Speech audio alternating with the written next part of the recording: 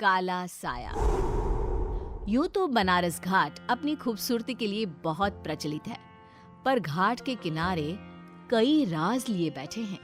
ये कहानी शुरू होती है बनारस के घाट के पास बने ममता निवास से, जहां प्रिया लाल जोड़े में ममता के घर उसकी बहू बनकर आती है।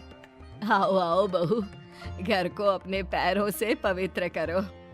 ममता घर की दहलीज पार कर ही रही होती है कि अचानक एक बहुत गंदी सी बास पूरे घर में फैल जाती है।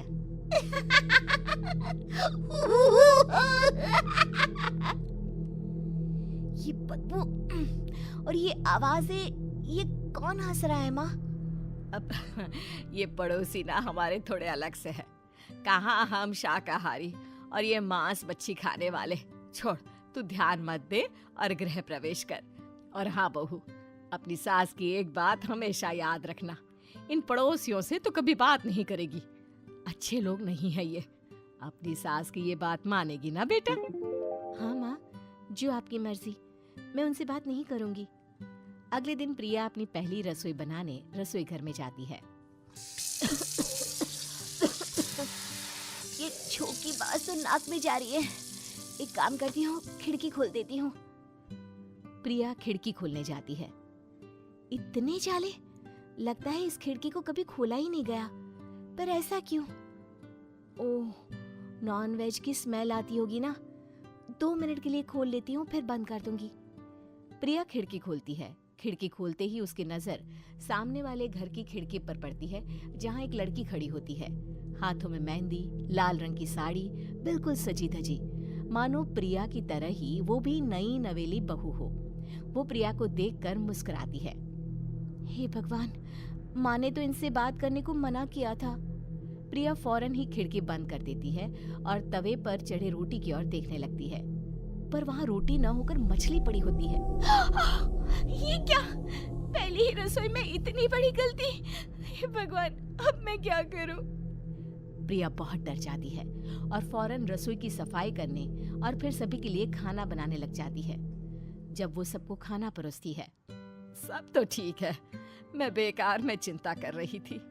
हे भगवान, ऐसे ही बस अपनी कृपा बनाए रखना। रात के वक्त जब सब सो रहे होते हैं, तब प्रिया को पायल की आवाज सुनाई देती है, जिससे उसकी आंख खुल जाती है। ये पायल की आवाज कहाँ से आ रही है? प्रिया उठकर उस आवाज के पीछे छत की सीढ़ियों तक जाती है। तभी उसे बच्चे के रोने की आवाज आती है। प्रिया छत पर जाती है तो क्या देखती है? वही लाल साड़ी वाली लड़की अपनी गोद में एक नवजात बच्चे को घुमा घुमा कर सुला रही है। तभी प्रिया की नजर उसके पेट पर पड़ती है। ओह गॉड, ये तो प्रेग्नेंट भी है। सुनिए, बच्चा सो नहीं रहा है क्या? मैं कुछ मदद करूं? नहीं नहीं, आपके घर वालों को अच्छा नहीं लगेगा, मैं संभाल लूंगी। स्नेहा की गोद से बच्चा हाथ मारकर प्रिया की गोद में आने को छटपटाने लगता है। दोनों घर अगल बगल में बने होने के कारण प्रिया उस बच्चे को गोद में ले लेती है। प्रिया के पास आते ही वो सो जाता है।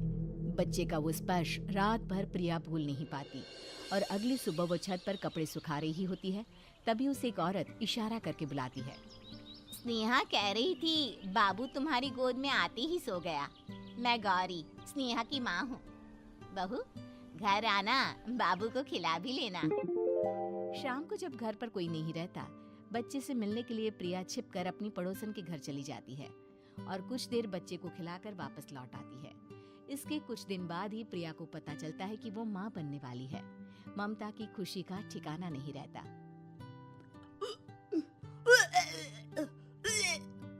माँ जी, पता नहीं क्यों उल्टी आ रही है। प्रिया भागती हुई वॉशरूम में जाती है तो हरे और लाल रंग की उल्टी करती है। उस उल्टी में से कीड़े निकलते हैं। ये क्या? खून और ये कीड़े! माँ!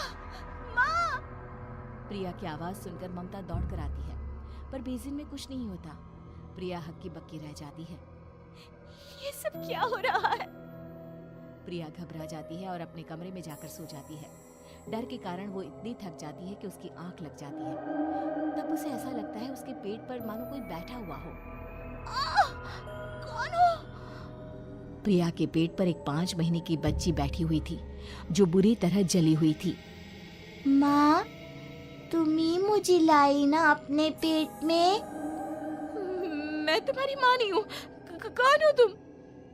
माँ, देखो मैं जल गई बुरी तरह से। 6 महीने पेट में रहने को भी मुझे नहीं मिला।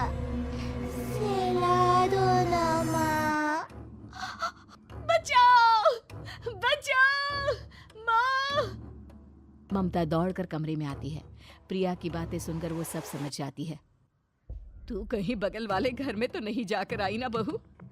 मुझे माफ कर दो, मैं गई थी माँ। उस घर में सब मरे हुए हैं बहू। कई साल पहले स्नेहा उस घर में बहू बनकर आई थी। कुछ ही दिन में वो एक बच्चे को जन्म देने वाली थी। पूरा घर बच्चे के आने की खुशी में खोया था कि एक दिन अचानक उस घर में आग लग गई। सब बुरी तरह जलकर मर गए। गौरी आज भी दादी बनने का इंतजार कर रही है और इसीलिए स्नेहा ने अपना अजन्मा बच्चा तुम्हारी कोख में डाल दिया। ममता ये कह रही होती है कि पीछे से उसके पैरों को एक बच्चा पकड़ लेता है। दादी, दादी।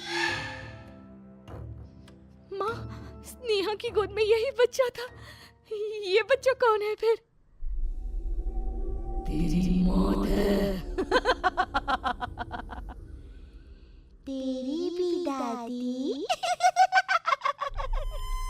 जिस चीज का ममता को डर था वही हो गया। ममता निवास के ऊपर मौत ने चादर बिछा दी थी।